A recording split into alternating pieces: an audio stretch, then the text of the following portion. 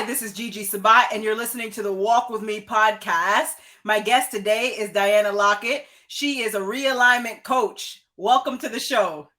Oh, thank you so much, Gigi. It's so nice to be here. You look brilliant and beautiful. Likewise, such an honor to have you here today. Now, why don't you start off by telling us more about you and where are you from? So I currently live north of Vancouver in British Columbia, Canada. Originally from Montreal, lived in Toronto for 32 years. And I've had many different lives in this one lifetime. And currently I work as Canada's only realignment coach. And my realignment coaching has two hats to it. One is deep spiritual embodiment coaching with one-on-one clients. And the other piece is around deep conscious communication coaching for corporations and leaders so that they can bring the embodiment practices into their workplaces and release the tension and come from a place of inspired action, inspired wisdom, and deep success as they find their way into relaxed states. I love it. Now, tell us a little bit more about your book, Life is a Beautiful Hot Mess. So my book is going to the editors in the next week or two, and it is 7 years in the making. I love the title. I came up with it. It was one of those inspired wisdom pop-ups that came up. Life is a beautiful hot mess, because truly life can be messy. And the work, the invitation, should we receive and say yes to it, is to engage with it in a way that brings meaning from the mess. So I've had many opportunities in my life where I have fallen to my knees, where I have lost a lot.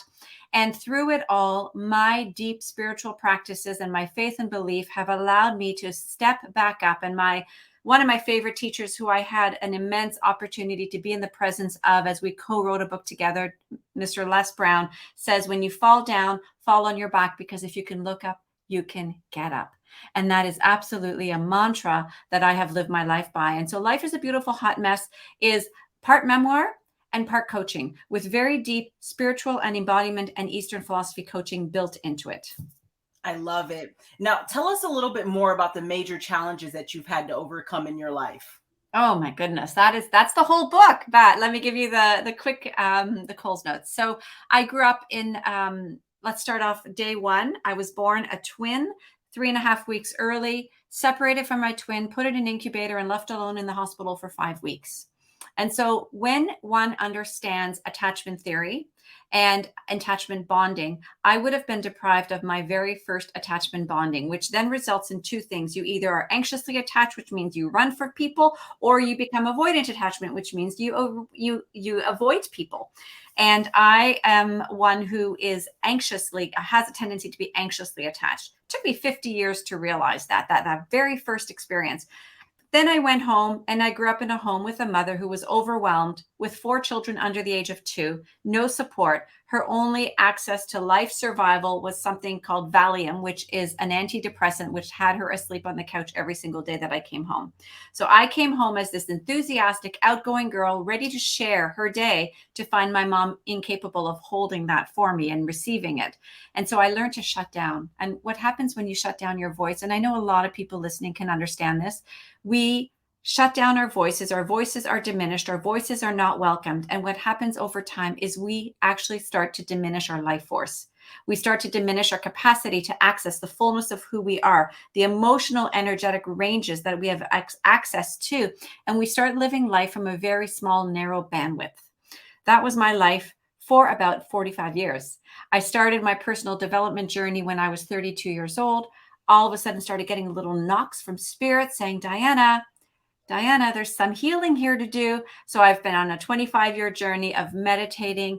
Eventually, I practiced yoga, and then eventually taught yoga. And now I run international yoga teacher training programs where I train people and certify them to be yoga instructors. It's just one of my side hats that I wear. And I love it because yoga is one of those practices that has allowed me to be in my body at the hardest times in my life when I did not want to be in my body. And I'll give you 2 examples. In 2011, I owned 4 businesses, brick and mortar businesses, had a very successful career, had been working as a speech language pathologist at that point for 25 years, in total for 32 years. And I ended up losing everything and having to go through a bankruptcy. And if anyone has had that immense loss, everything taken away, you're left and stripped and left with nothing. That's when you have a choice. Can you turn to your spiritual practices and get up and out of bed and feed the kids because that's what needs to be done? Or do you stay in bed? And every day was a struggle for me. And I'm so grateful I had my spiritual practices. So in my book, I reflect on that and I talk about some of the practices that really helped me to get up. And I understand the slippery slope between feeling unmotivated and depressed and being able to honor and cherish and nurture what's coming through that needs to be healed. Fast forward another 8 years later, this thing happened called COVID pandemic.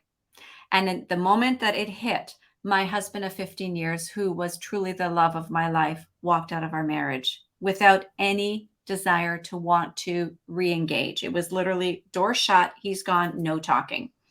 And my dad died within a few weeks of that. And my cat died within a few weeks of that. And my daughter, who was the only adult in my home with me at the time, moved across Canada, leaving me alone at home with a teenage boy.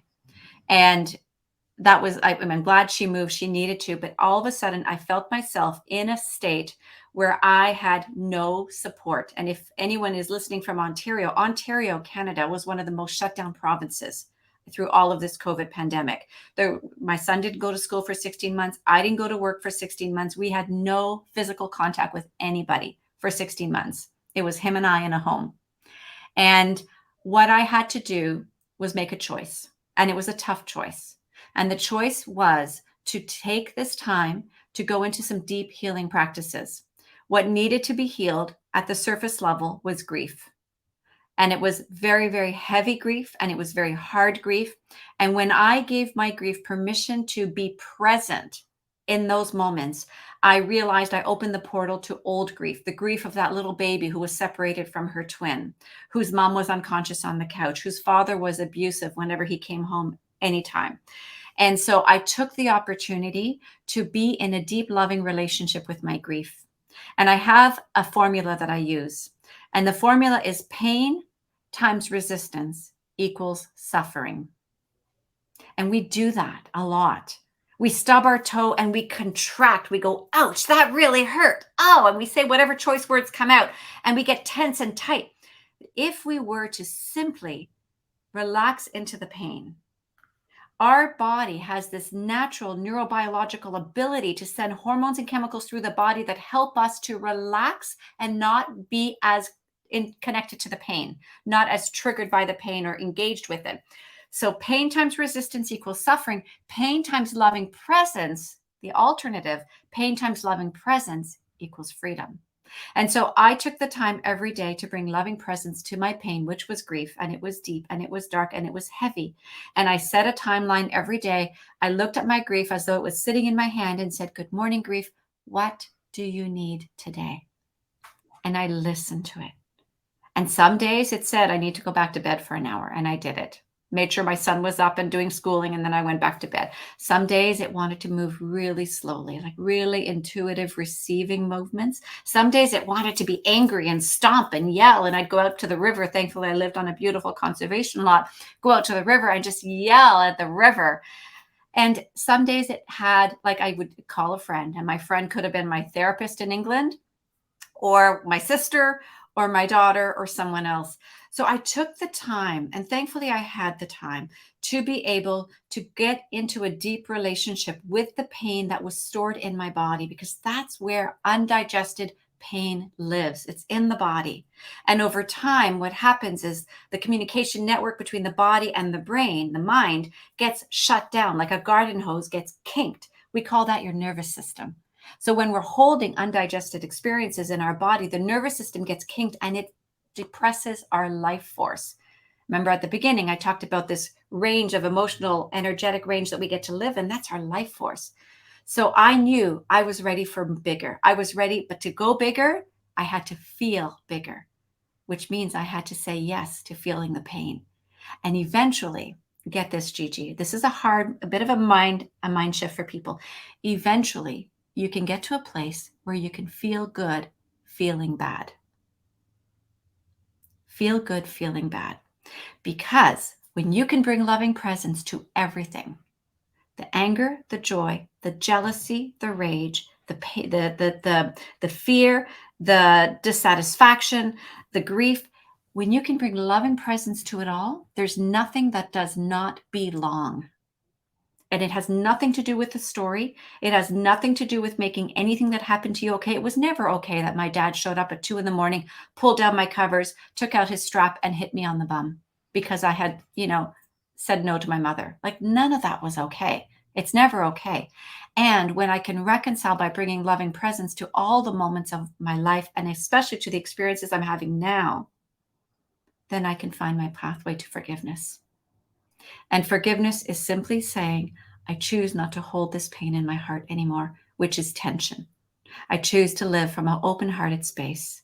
I choose to walk through life with my palms open and not grasping, gripping, or trying to control life itself. There's a bigger picture that's already been planned for me. And my job is to simply step forward into it.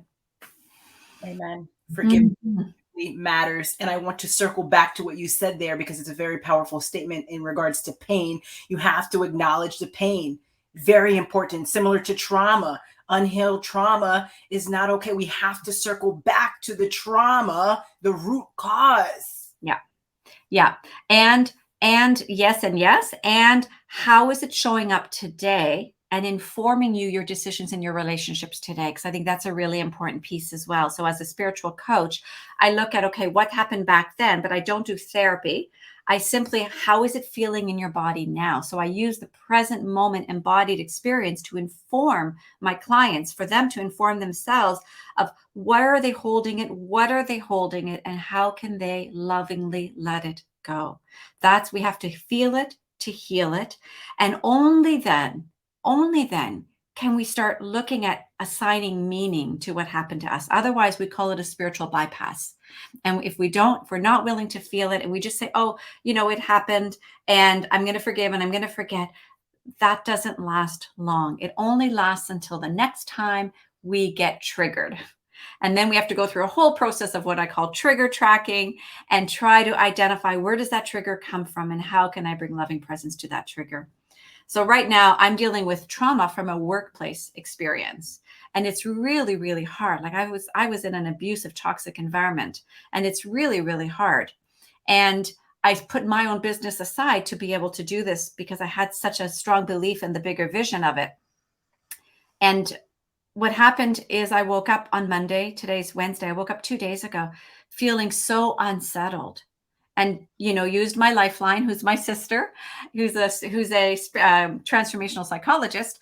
Called her and she said, are you okay? Do you need anything? I said, no, I just need to feel this, because I choose not to bottle it up and push it down for a later date, like kick it in the basement of my existence for a later date where it's going to come up. There's wisdom here. There's learning here. There's growth here. It hurt. It's wrong. And I can see the growth in it. And I can see what I can learn from it and how I can heal through it. So I do believe that everything happens for the awakening of our soul, even the stuff that on a human level is incomprehensible. And forgiveness never means that you give them a pass for what they did. It simply means that you choose to move forward with love, with love.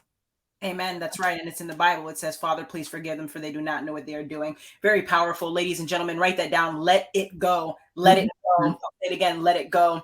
Now, Diana, what is your best advice to the audience for walking with purpose and living a life of happiness? I love this question. Thank you. Thank you. I had no idea what questions were coming from me today. So let's unpack this. What is my advice for living your purpose and living your greatest happiness?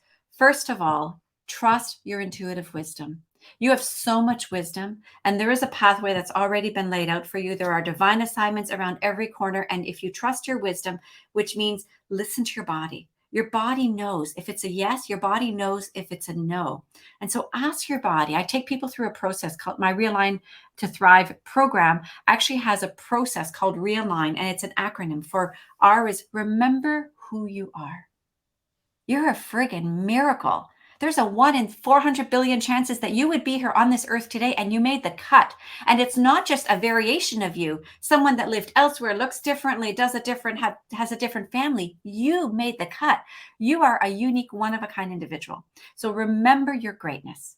Remember that you're here for a purpose, even if you don't know what it is. It's okay. It's okay not to know. And then how do you get to know? Well, I really believe all of our purpose. Let me give you a quick story. In April of 2021, in the middle of COVID, my son, who at the time was 14, 13, came in my room, woke me up at 1:30 in the morning. He said, Mom, when is life going to go back to normal? Remember, his dad left, his grandpa died, his cat died, his sister moved. He went through everything I went through. I said, buddy, the great thing about this time that we're in is we get to create our new normal. We get to decide what we want to do, where we want to do it, how we want to do it. There's a lot of radical responsibility in that statement. I hope that your listeners can hear that. You are absolutely able to create what you want to create in your life. We have stories, narratives, experiences that tell us we can't. The second thing he asked me is this really great question. Why are we here? That's the big purpose question. Why are we here? And I know that answer. That was an easy answer for me because I teach this. We're here to love. What is your purpose? Your purpose is to sprinkle love into the world. How do you do that? Everybody has this beautiful, unique flavor of doing that. Doesn't matter how you do it. You could do it if you're, emptying trash cans or cleaning bathrooms. You could do it with love because you're being in service and on purpose. We have this beautiful opportunity to bring love into the world. And of course, we have to do some personal development, excavation, and healing work to make that a reality. But I really believe if our purpose is of love, then whatever we do, we are living our purpose. And so that's my answer to how do you live your purpose? Open your heart, be in love with life itself. Your second question was, tell me your second question again. Walking with purpose and living a life of happiness. Beautiful. Thank you. That one I know the answer to as well. So I believe, as Pema Chodron, who's a Buddhist nun, and a whole bunch of other people have taught before her, that we have this umbrella that we call joy. And it is the umbrella under which all emotional states lie. Happiness, sadness, anger, jealousy, ecstasy, grief, all of that falls under an umbrella called joy. How do we live a happy life? Well, my question is, how do we live a joy-filled life? Because happiness is simply a state that's fleeting. And if we're trying to live happiness, we're living for a destination instead of being in the present moment. So in the present, can you be lovingly present? Remember, I've used that a few times. Be lovingly present to whatever is in this moment. Because, let me come back to the formula. Pain times resistance equals suffering. Pain times loving presence equals freedom. So when you give yourself the freedom to believe and remember that every single emotional state, these are the labels that we give: happy, sad, anxious, jealousy, stress, whatever it is, every one of those emotional states are simply states that we move in and out of in life, that we do not have to grasp and attach to anyone. So happiness comes, and let me tell you, when I had my bankruptcy, happiness was gone. And I was in a place of despair. But I didn't attach to that either, because I knew that life is an ebb and flow. In the yoga tradition, we call it spanda. It comes and it goes and ebbs and flows. And so my belief is we don't reach and grasp for happiness. We find our place into a loving presence through joy and acceptance of what is. Because I wasn't happy when my husband left. I wasn't happy when my dad died, but I was accepting. So I changed the language a lot. This is where my communication coaching comes in, changing the language to joy, meaning fully present in a loving way. Then there's nothing to grasp for because you are already there. It's a very different spiritual concept to be content where you are. And then guess what happens? Moments of happiness pop up all over the place. They just do. We don't have to go looking for it or grasping for it. Simply be here now. Happiness is as close as the next breath when you're present to it. To the beautiful sun ray that's coming into my window right now. To the sound of my dog snoring right beside me, and to your beautiful radiant smile. I can feel it in my body. That's happiness. Amen. Very powerful. Thank you, Diana. Now, where can the audience find you? Yeah, thank you for that opportunity. I'm in Canada and I'm just starting to do live events again. But most of the time, everything you want to know about me will be on my website, which is dianalockett.com. Thank you for putting that up. On Facebook, I am Diana Lockett. There's a picture of me. I'm by the mountains. I'm wearing a blue sort of flowing poncho. And that's where I live, in the mountains, and I love it. So you can find me on Facebook, and that's where I'll usually post speaking events. Like I'll be in LA speaking in March. I'm running a yoga teacher training program in January, which is hybrid. Some of it will be live in BC, and some of it will have a virtual or live stream component for people around the world. I am doing a retreat in Italy next August. If anybody has a yearning to go to Italy and join me for yoga, which is mindfulness, movement, meditation, coaching, which is all through circle work, and it's all about a relational embodiment, like how we relate to each other in a really loving way, and then tons of culture. Then you can join me at that event next August, and the information will be on my website in the next couple of days. We're just finalizing the details. And I do one-on-one coaching, and I do business coaching. My business coaching is all about how do we bring mindful communication, conscious communication into the business world. And we do it through embodiment practices, but it's disguised as success strategies for optimization for businesses. I love it. Very powerful. Ladies and gentlemen, make sure to check out Diana on all of her social media platforms and also her website. That's dianalockett.com. DianaLockett.com. And Diana, thank you for being a guest on Walk With Me podcast. You have a blessed day. Well, thank you so much. You have a blessed day. It's been absolutely a pleasure. God bless.